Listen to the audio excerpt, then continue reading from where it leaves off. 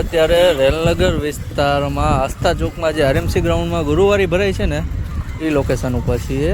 અત્યારે ગુરુવારી અહીંયા પૂરી થઈ ગઈ છે અને ગુરુવારી પૂરી થયા પછી આજુબાજુની સોસાયટી લોર્ડ ક્રિષ્ના પાર્કમાં જે કોથળીઓનો કચરો ભેગો થાય છે એનો તમને હું વિડીયો બતાવવા માગું છું.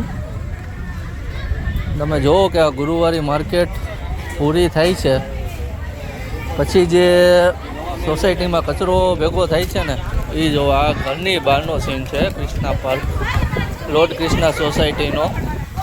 આમ જો હવે આ માર્કેટમાં આરએમસી કાંઈ ધ્યાન દેતું નથી કોઈ જાતનું. આ અત્યારે હજી 30-40% કચરો જ ભેગો થયો છે. હજી સવારે તમે આવો ને એટલે તમને એમ થાય કે આ દરિયો છે કોથળીઓનો.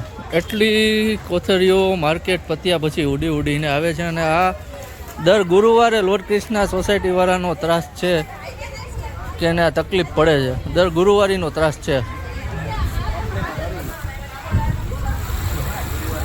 અત્યારે આ લેડીઝ બધા ભેગા થયા છે આનો વિરોધ કરવા માટે.